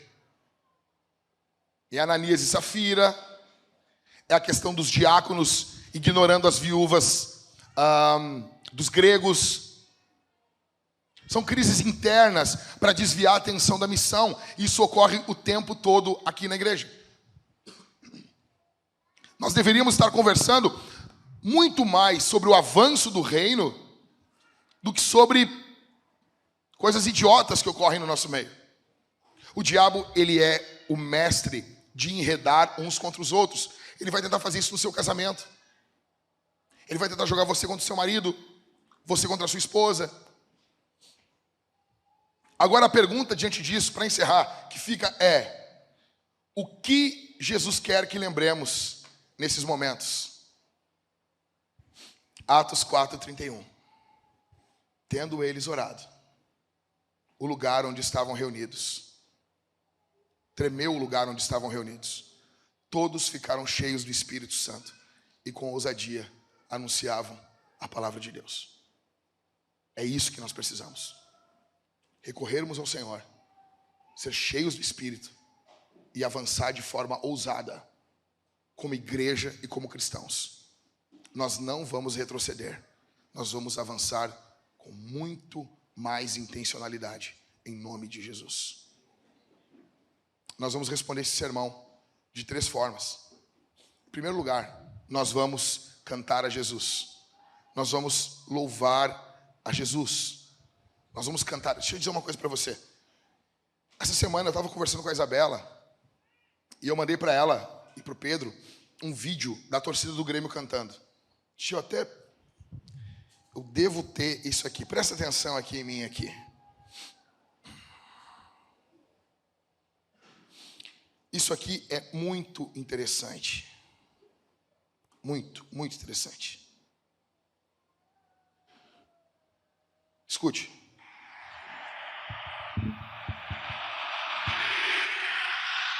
Grêmio, te dou a vida. Tu é a alegria do meu coração. Sabe? É o sentimento. E o que nós queremos é ser campeão. Olha o início disso aqui. Isso aqui é um louvor.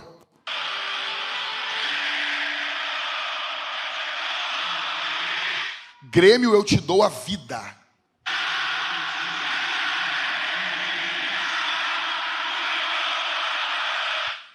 Grêmio, eu te dou a vida. Tu é a alegria do meu coração. Deixa eu dizer uma coisa para você. Não é o gaúcho que é frio para cantar na igreja. É o gaúcho que não conhece o Cristo para quem ele está cantando. Porque no estádio, os colorados e os gremistas cantam alto. Agora as igrejas, parece que é um bando de defunto cantando. Eu vou pregar no Rio de Janeiro. Essa semana, querendo o Senhor, estarei pregando em São Paulo. E é outro mundo. As pessoas cantam. As pessoas cantam. Elas cantam alto. Chegamos no culto, as pessoas não cantam nada, não abrem a boca, não levantam as mãos. Parece que estamos em uma missa. Nós vamos responder à pregação do Evangelho cantando. Em segundo lugar, nós vamos ofertar e dizimar. Escuta aqui, gente, de forma generosa. Nós seremos intencionais e ofertaremos pelo poder do Espírito. A vida cristã ocorre no poder do Espírito. Esse Cristo, ele tem todo o poder e é justo que o nome dele seja pregado em todos os lugares. E nós recolhemos recursos em seu nome para avançarmos a obra de evangelização. E ele convoca você a se juntar ao que ele está fazendo. Seja generoso. Seja generoso. Seja generoso. Porque nós estamos vivendo em um país que odeia a generosidade. O brasileiro odeia a generosidade. Nós não somos um país que possui uma cultura de gorjeta, que possui uma cultura de bondade. Não, nós ficamos esperando tudo do governo. Tudo do governo. Tudo. Somos nós que temos que fazer alguma coisa no nome de Jesus. Nós temos como ofertar e dizimar ali atrás. Nós temos duas placas com QR Code. Você posiciona seu celular no aplicativo e você tem como transferir seu dízimo, sua oferta, ou com os irmãos ali atrás que possuem as máquinas de cartão. Ou, se você é um pouco mais old school, nós temos 2 gasofiláceos no canto aqui dessas cadeiras do meio, na parte de trás, para você ofertar com o seu dinheiro físico. Nós esperamos recolher hoje uma grande oferta para pagarmos as contas, para irmos organizando o nosso caixa e para avançarmos. Nós falamos um pouco sobre isso na vigília. Em último, nós vamos comer e beber de Deus. Isso é revolucionário.